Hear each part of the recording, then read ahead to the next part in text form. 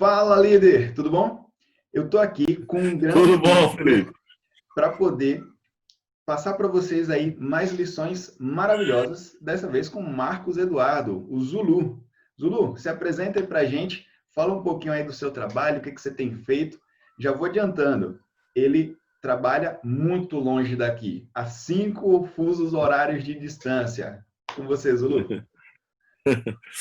Olá, Felipe. Olha, gente, é um prazer estar aqui no seu canal, participando com você. Como o Felipe falou, né, o meu apelido, né, conhecido como Zulu, é um apelido aí que eu carrego desde o ensino médio, carinho.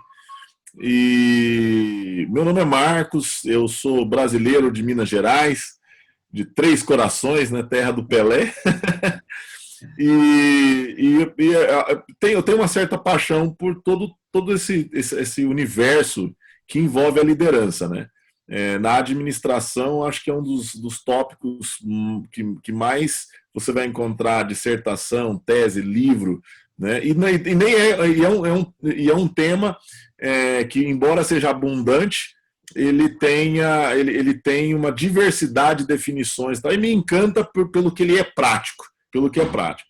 Eu, desde muito novo, eu trabalho com liderança, né?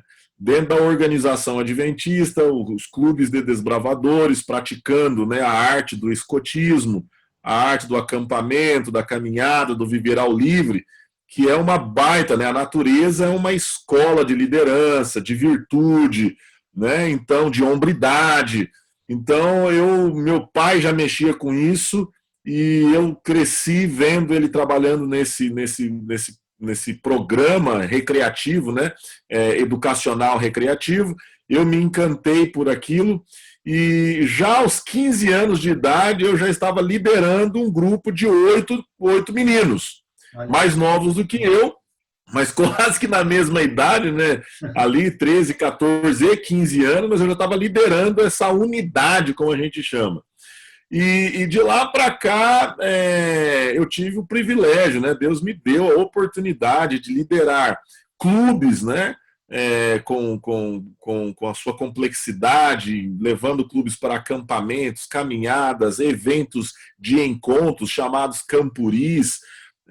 Tive o privilégio de liderar uma região inteira com aproximadamente 30 clubes, né, promovendo as atividades regionais, macro-regionais para eles, e escrever material de liderança, participar, né, tanto academicamente falando, né, produzindo aulas para pós-graduação e na área de liderança, de voluntariado, que é uma paixão que eu tenho. Eu acho fantástico a liderança profissional, né? Quando você lidera profissionais, eu tenho o privilégio de trabalhar com isso também, mas eu tenho uma certa paixão pela liderança do voluntariado, aquele cara que trabalha no final de semana na igreja, trabalha na comunidade de base, trabalha né, para o centro cultural do município, a pessoa que ajuda o necessitado, a pessoa que...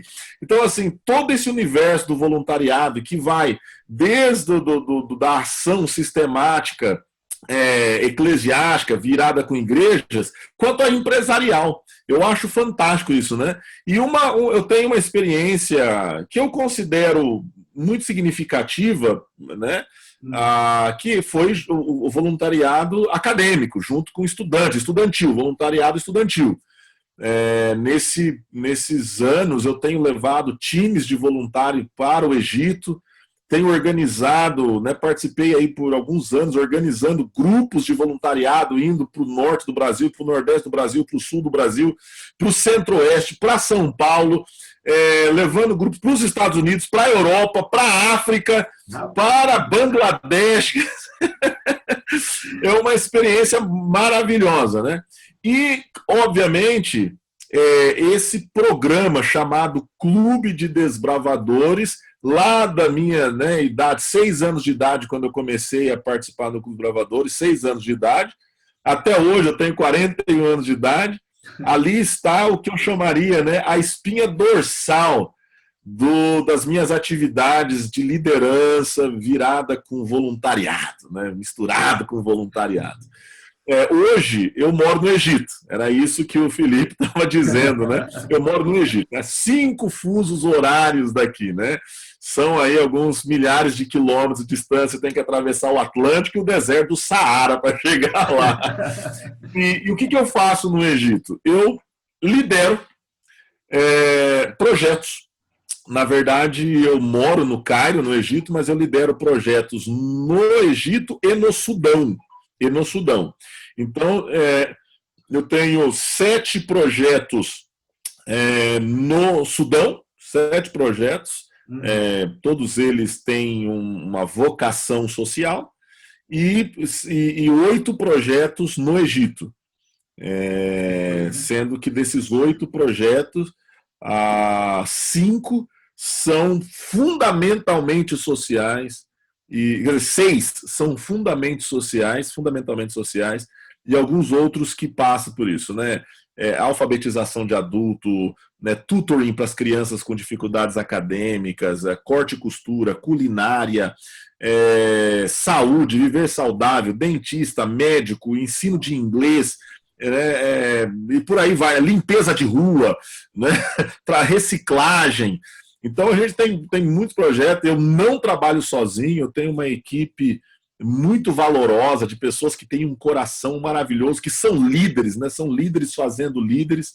Então a liderança é uma paixão.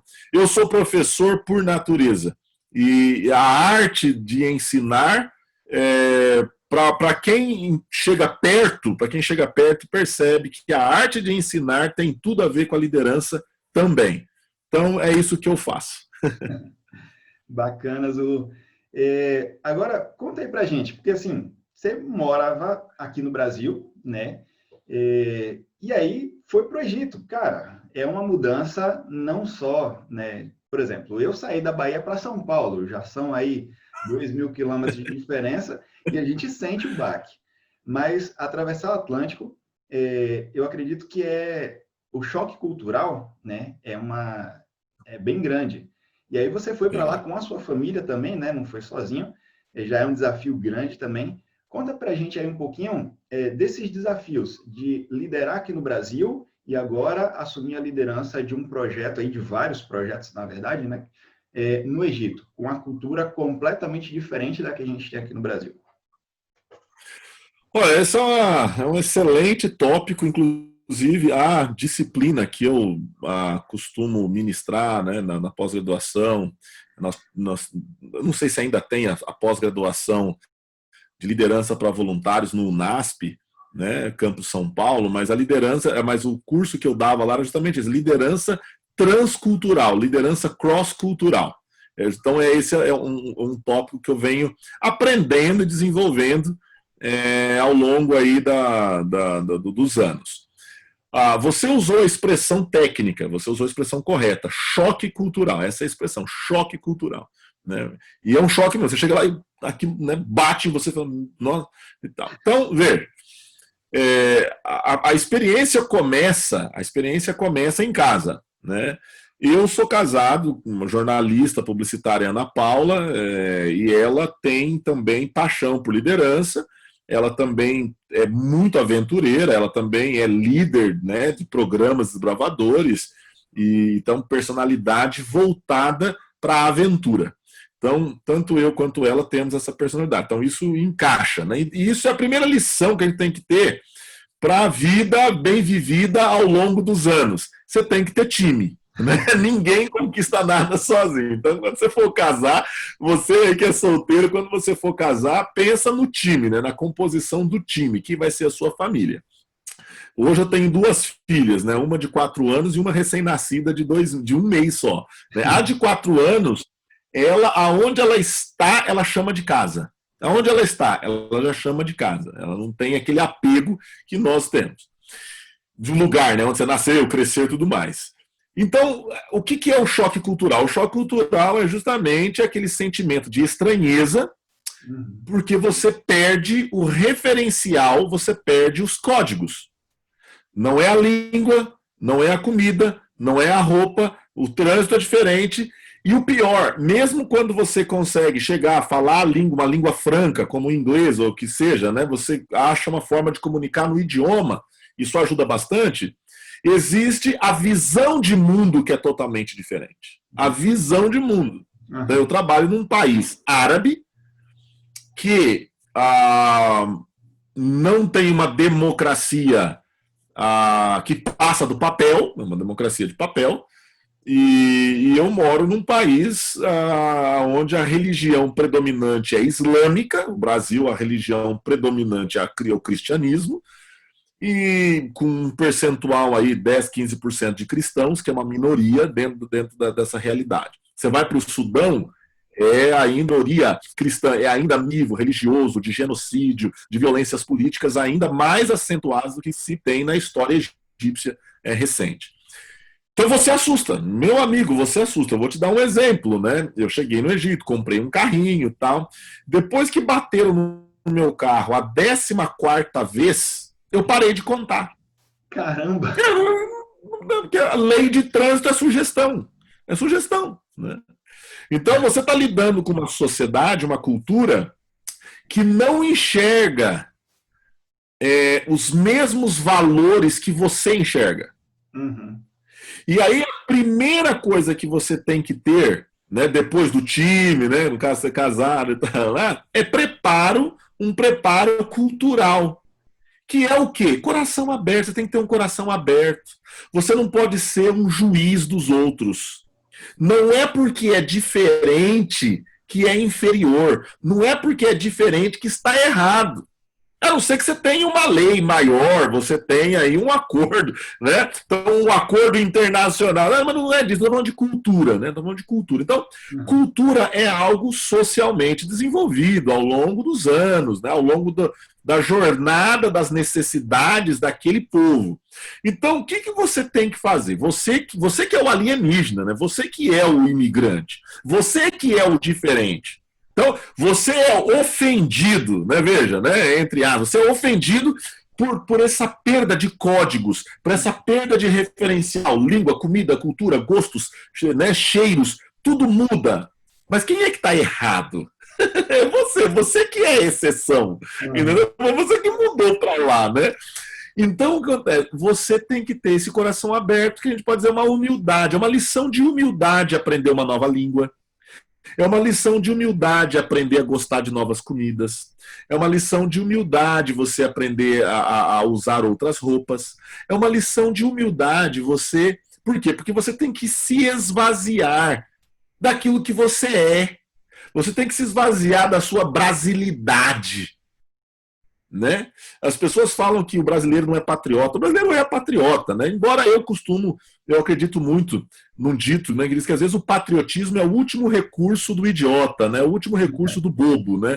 Ele não tem mais nada, o patriotismo e tal. Mas eu falo do patriotismo pensado. Ele existe no brasileiro.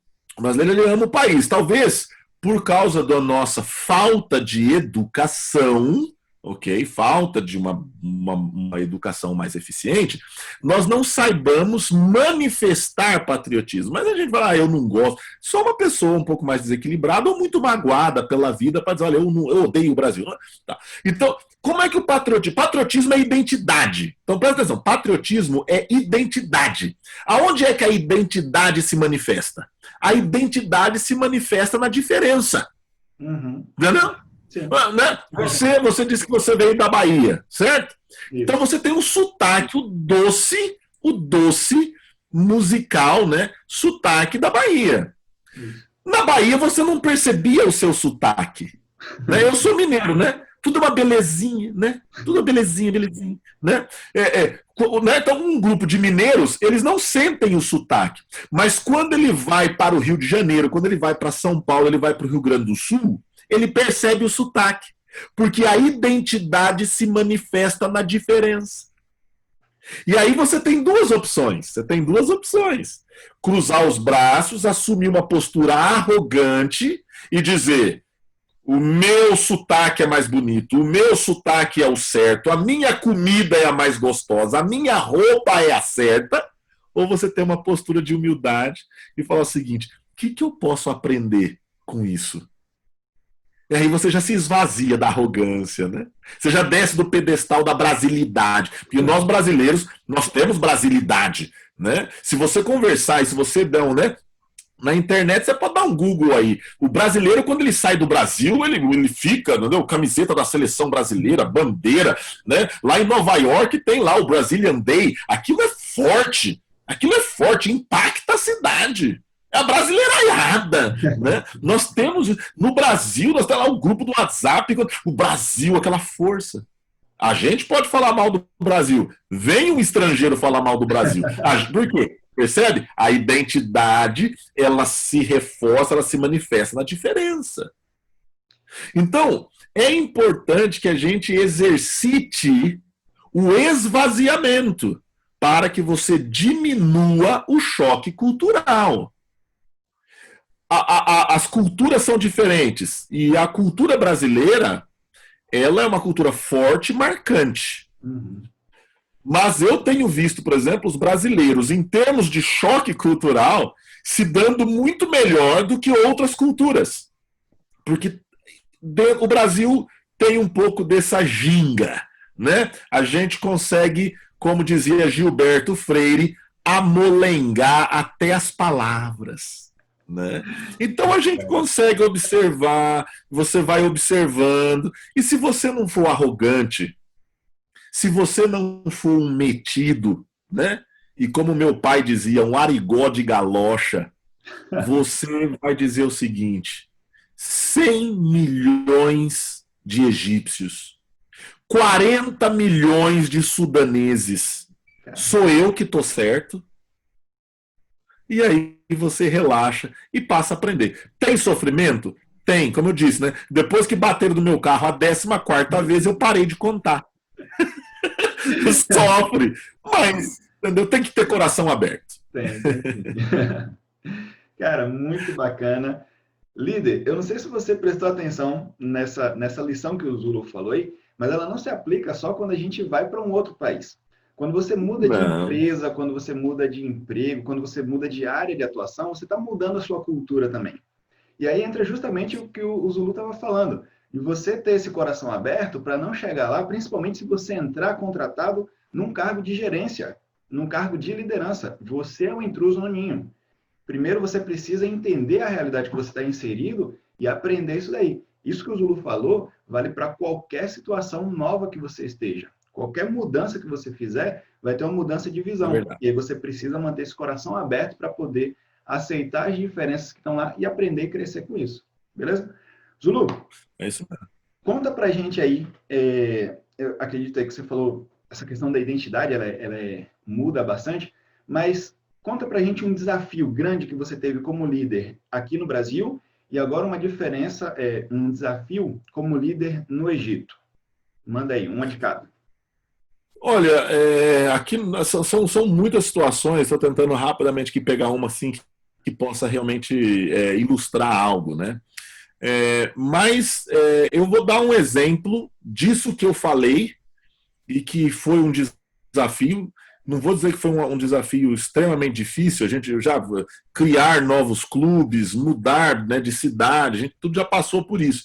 Mas eu vou usar um exemplo de um lugar que você conhece bastante, Felipe. Quando eu mudei do interior de São Paulo e fui para a capital de São Paulo, eu fui ser professor do Felipe, né? Porque eu sou mais velho que o Felipe, viu, gente? Ele tá com essa barba aí, mas eu sou mais velho do que ele. E o Felipe, pomposamente, me convidou para fazer parte do clube de desbravadores, do qual ele era líder, né? E quando eu fui para esse clube, eu observei uma subcultura totalmente diferente da subcultura do meu clube. Né? Bom, eu saí do interior de São Paulo para a capital de São Paulo. Então você tem subculturas aí da própria região. Nós vamos para uma outra universidade, um outro campus universitário. Eu tive que aprender, né, a subcultura daquela empresa, daquele campus. E quando eu fui para o clube de desbravadores, né, eu cheguei e ouvi muitas coisas diferentes. E qual foi a minha vontade? A minha vontade foi ficar dando opinião. E eu tive que fazer o quê? Falei, não, eu não tenho que dar opinião. Eu vou observar os resultados, eu vou observar a ética no processo para obter resultados, e eu vou observar os valores que estão sendo a base do processo que leva aos resultados. E após alguns meses, não precisou muito tempo, qual foi o resultado da minha pesquisa? Né? Foi que os valores estavam corretos, o processo era diferente, mas a ética era de alto nível e o resultado era o mesmo. O resultado era o mesmo do que eu estava acostumado a trabalhar no interior. Logo, eu tinha necessidade de mudar os processos? Eu tinha necessidade de sugerir processos diferentes? Não. Porque tudo que importa estava lá. Os valores, a ética e o resultado. O processo era diferente. Mas eu não sabia trabalhar naquele processo. Então, horário de reunião, a duração da reunião, a forma de dar, né, cara para aquela reunião, para as reuniões de administração, as reuniões de planejamento, as reuniões de celebração, os eventos, né? Então, quando eu comecei a observar tudo aquilo, eu me sentia perdido. E eu tinha uma liderança, de novo, né? Eu liderava ali alguns meninos, né, na prática aí do escotismo, né, explorar a natureza e todo aquele processo. Só que aqueles meninos, eles já vinham com hábitos e maneiras de ser muito diferentes da que eu acreditava que seria o ideal. Então eu tinha que ali fazer um jogo, né? Eu imponho o meu jeito. O que eu faço? Bom, eu resolvi dar tempo e ouvir. E ao ouvir, eu aprendi que existia uma outra linguagem. Existiam outros códigos que eram utilizados para comunicar os valores e tudo mais. Então, ao final, aquilo foi um desafio. Eu me lembro que algumas vezes eu saía das reuniões do Clube dos Desbravadores Pioneiros da Colina, lá no Capão Redondo, São Paulo, e eu ia para minha casa pensando em tudo que eu tinha visto. E eu confesso, Felipe, que às vezes eu tinha uma dor de cabeça com aquilo. Né? E o resultado foi que eu pensei, aonde eu posso melhorar, não mudar. Mudar só por mudar não era o que eu achava o ideal. Aonde eu posso melhorar. E eu percebi que a minha contribuição não seria tão grande, não seria agressiva. Porque eu já estava aprendendo a falar os códigos do lugar, usar os códigos do lugar, eu estava aprendendo os processos do lugar. E aí você se lembra bem daquela unidade, né? Guepardo era o nome da unidade Guepardo, né? Os meninos ali, era muito videogame, eles não tinham, né? E aí a primeira reunião com os pais, eu falei, olha, né, o Clube de Desbravadores é uma escola de hombridade, é um sistema de honra, é um sistema educativo recreacional ou recreativo, então, tá, e os pais compraram a ideia, né? E eu fui, e no final de um processo, eu via agora aqueles meninos se desenvolvendo, tanto na técnica quanto no processo moral, no processo de valores, no processo ético e tudo mais. Foi uma experiência curta, rápida, mas ela teve um desafio interessante para mim. Não era um desafio financeiro, não era um desafio de ser rejeitado, muito pelo contrário, fui muito bem recebido. Mas o desafio foi ser humilde para aprender e ter paciência para ver se a sua contribuição não é trocar 6 por meia dúzia, reinventar a roda, entendeu? Mas de verdade você chegar e contribuir, mesmo que seja com pequenas coisas, mas que realmente seja alavancagem, então você tem alavancagem, então você tem movimento para cima. Esse foi um desafio. No Egito, o desafio foi muito maior. Por quê? Porque eu cheguei no Egito em 2014 com a minha esposa e nós fomos trabalhar numa escola e essa escola nunca tinha ouvido falar de clube de desbravadores, não era uma linguagem conhecida, eles não sabiam o que era. Então eu e a minha esposa, nós falamos, o que nós vamos fazer aqui? Duas pessoas só, nós não vamos conseguir fazer nada. Nessa escola tinha outros voluntários como nós. Voluntários que também nunca tinham ouvido falar de clube, não conheciam e tal. tinha uma pessoa, um cara que trabalhava lá, que ele já conhecia clube do país dele, que é uma escola bastante internacional. Nós tínhamos zimbabuanos, argentinos, americanos, Nossa. sudaneses, egípcios, brasileiros, né, australianos, então, bem diversa.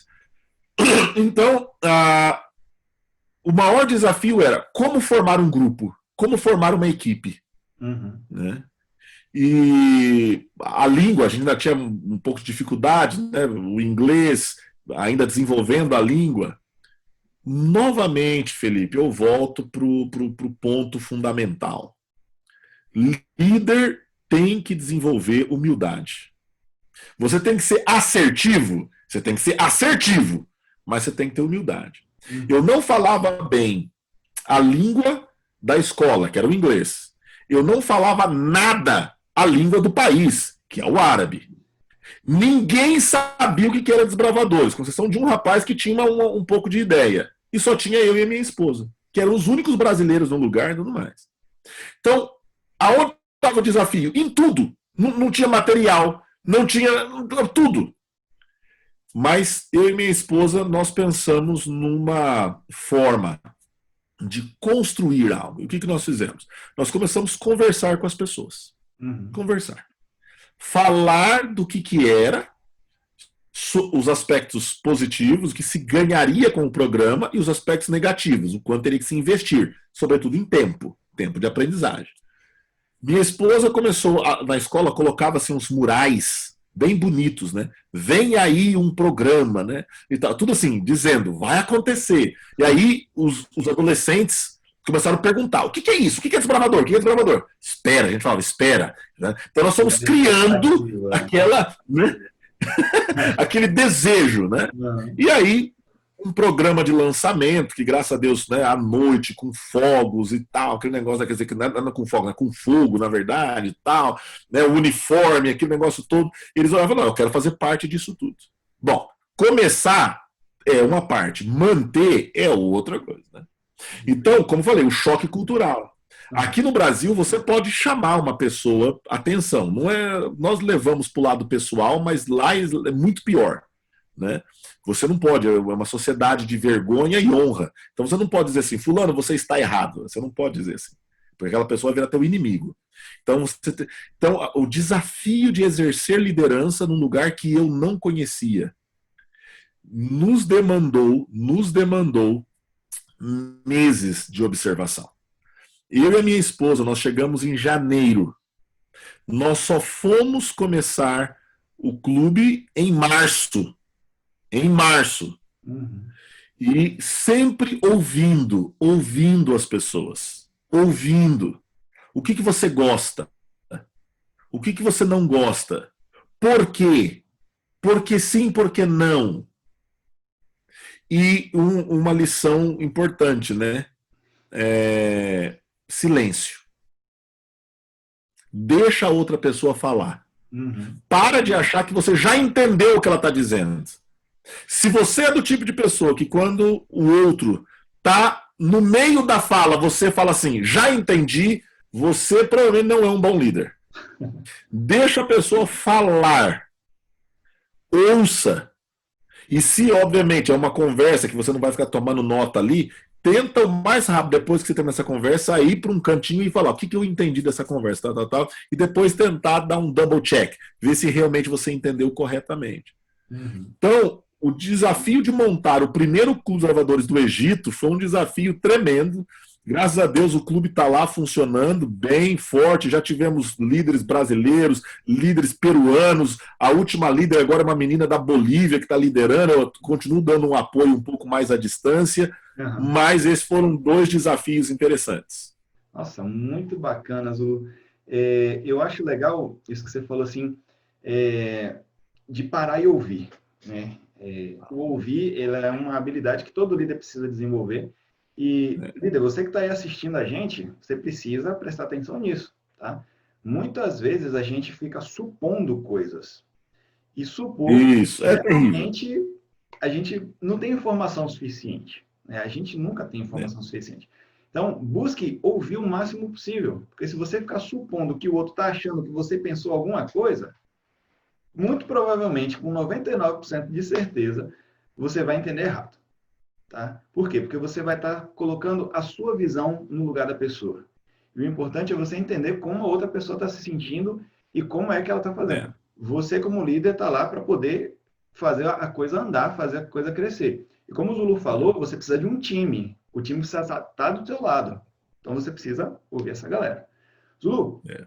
fala para a gente aí agora, você falou dos desafios, mas agora o sucesso. Algo que você falou assim, cara, a gente sonhou isso, batalhou por isso e conseguimos fazer o negócio acontecer.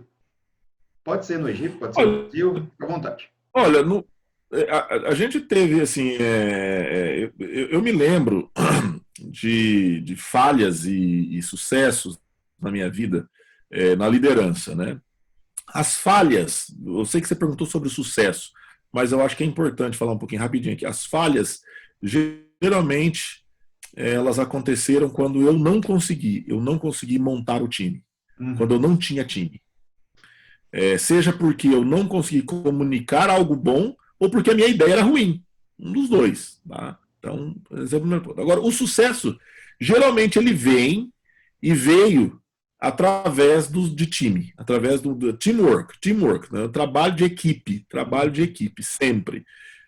Então, eu vou dar um exemplo para você de coisas que eu considero um sucesso. Né? Nós trabalhamos com um clube de líderes, na formação de líderes, a Engenheiro Coelho, num campus universitário.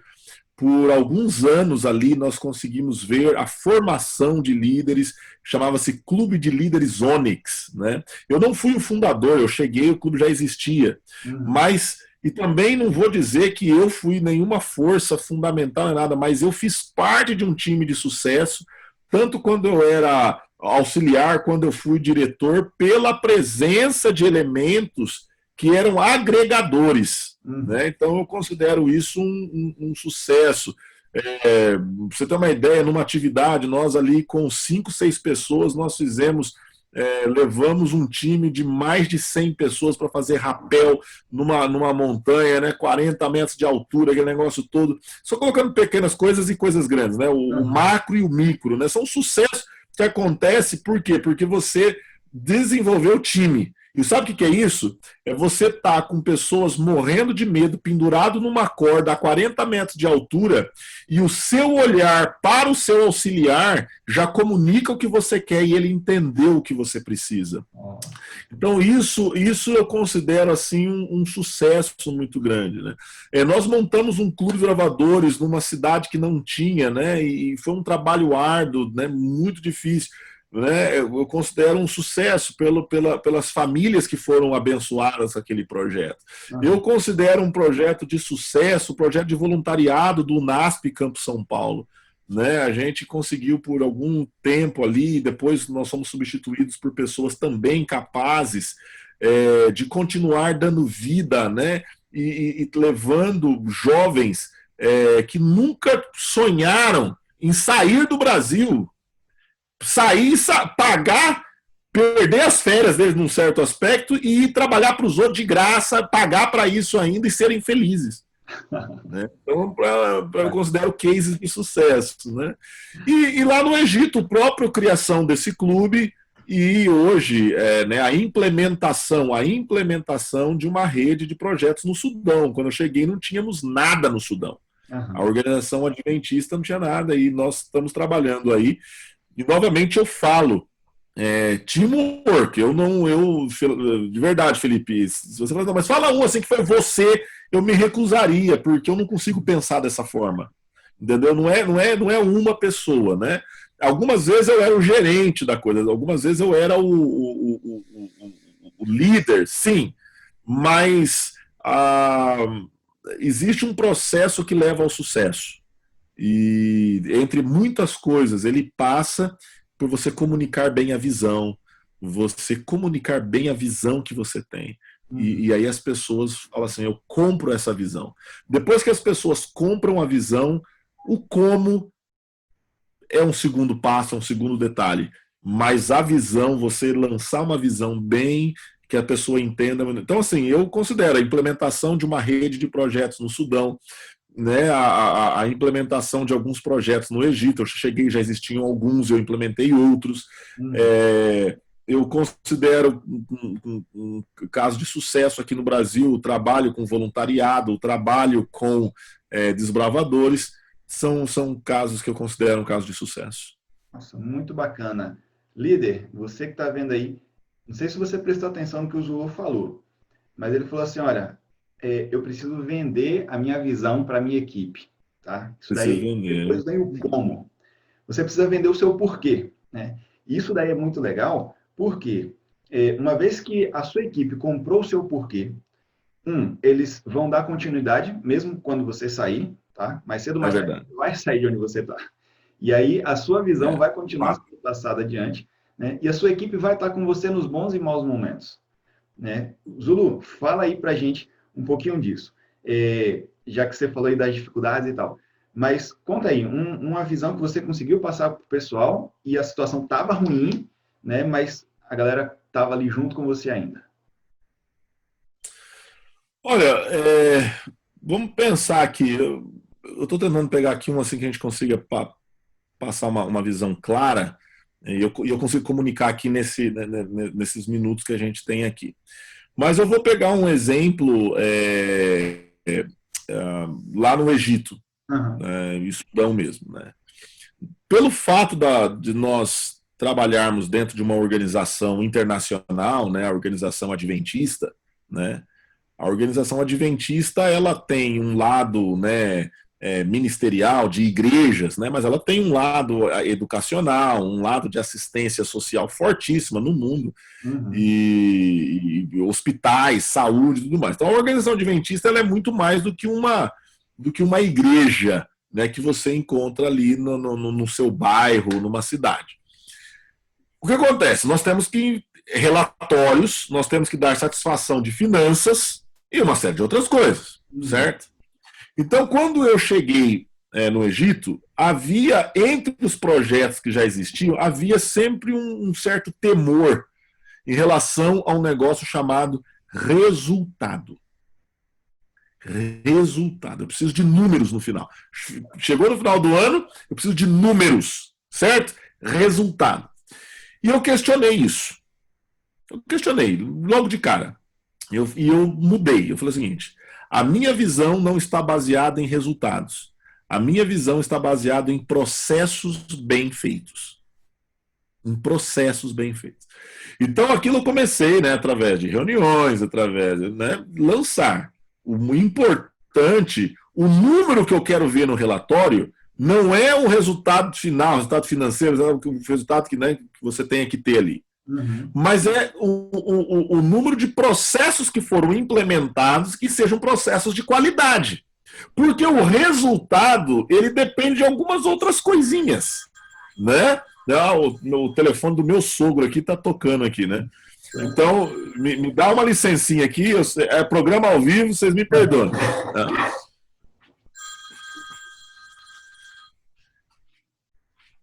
Então, veja só, perdão, tive que voltar. Eu tô aqui usando o escritório do meu sogro aqui nessa quarentena, tô de quarentena, tá, gente? Então, lembre-se disso, né? Fique em casa. Mas, então, assim, o lançar essa nova visão demorou. Eu vou citar um outro exemplo que você falou aí, voltando para o Brasil. Eu cheguei, num determinado momento da minha vida, eu professor, eu virei administrador de escola. E a administração que vinha anterior era uma administração, pelo que eu colhi de informação, extremamente autoritária e centralizadora. Os professores tinham medo de falar com o diretor. Os professores tinham medo de dar opinião. E demorou um pouquinho mais de um ano, para que eu mostrasse para eles que a visão era o seguinte, embora eu não possa... administração democrática, liderança democrática, não é fazer tudo o que todo mundo quer, mas eu vou ouvir todo mundo. Eu vou ouvir alunos, eu vou ouvir pais e eu vou ouvir professores. E eu me lembro que algumas vezes eu entrava na sala dos professores e a conversa acabava. Aquilo me chateava muito. Porque eu era professor alguns meses atrás, e agora eu era a pessoa que fazia, ou eu era o assunto ou era a causa do fim do assunto, porque o assunto morria de qualquer maneira, né? E aí, devagar, a gente conversando com alguns professores que estavam um pouquinho mais abertos, que tinham um pouquinho mais, e eu fui explicando para eles que na minha sala, o que fosse discutido abertamente nunca entraria num processo de julgamento da pessoa. Então, qual que era a visão? A visão era o seguinte: liderança tem que ser compartilhada, tem que ouvir. Uhum. E você fala, mas isso era uma visão de trabalho? Era uma visão, por quê? Porque ela revelaria um valor diferente de forma de fazer as coisas.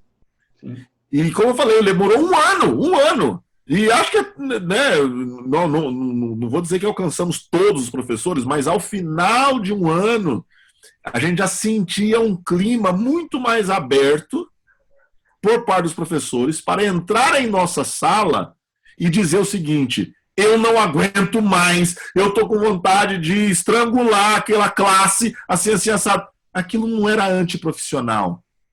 Ou o cara chegar para mim e falar assim: olha, eu acho que nós deveríamos ter assim, vagas de garagem, nós devemos ter dessa forma, a forma de pagamento do salário, a forma de manejo dos recursos audiovisuais da escola, a biblioteca, tal. Beleza, estou tomando nota.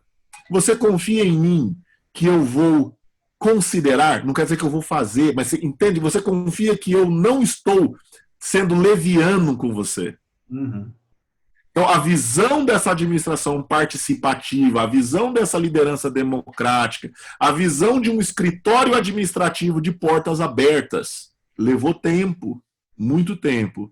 E como eu disse, eu não posso medir, eu não tinha um instrumento quantitativo para medir se essa visão foi efetivamente implementada. Mas o feedback qualitativo que eu recebi de professores, até hoje, eu já estou fora dessa escola há 6 anos. Esses dias eu encontrei com um dos professores fora do circuito e ele, olha, mudou. A escola mudou durante aqueles anos que você estava lá. Então, são coisas legais que eu carrego e eu atribuo assim a bondade de Deus, né, na nossa vida. Show de bola. Agora é o seguinte, começo da sua carreira, você falou que começou com 15 anos aí liderando um grupo de adolescentes. Se você pudesse voltar no tempo aí, que conselho você se daria quando você estava lá no comecinho? Tá? A gente tem vários líderes que assistem aqui e que também estão no início da carreira, não necessariamente aí com 15 anos, né? Mas eles estão no início da carreira. Que conselho você daria para esses líderes que você gostaria de ter recebido quando estava lá no comecinho da sua carreira? Olha, eu não vou dizer conselho que eu gostaria de ter recebido, eu vou dizer conselho que eu deveria ter ouvido, porque eu recebi bons conselhos, mas nem sempre eu os ouvi. Bom, o primeiro conselho que eu deveria ter ouvido era o seguinte: confia no seu time mais. Confia mais no seu time. Eu era muito impulsivo. Então eu cometi alguns erros graves por não obedecer até uma própria intuição que estava dizendo que eu não deveria fazer. Mas por uma questão de honra, de palavra, que negócio, não, você falou, tem que cumprir, mas você falou, tem que cumprir. Mas você não pode matar a sua tropa simplesmente para você ter que cumprir. Né? Então, essa é a primeira coisa. Ouça mais o time. Ouça mais o time. Um outro conselho que eu deveria ter ouvido mais é: existem coisas que estão no manual que não é sugestão. Não é sugestão. É você e Deus no meio da floresta que vai decidir se você vai implementar ou não. Mas se o manual está sugerindo, é porque alguém pensou nisso antes, experimentou, experienciou e relatou, escreveu na forma de manual, na forma de diretiva, na forma de informação. Então eu consideraria mais. Um outro conselho que eu deveria ter ouvido é: fale menos. Fale menos. Fale menos, porque assim as tuas palavras valerão mais. fale menos. Então, assim, são uns conselhos aí que eu deveria ter ouvido ao longo da minha jornada. Cara, muito bacana. Zulu, brigadão por ter vindo aqui, por ter Nada. no seu tempo.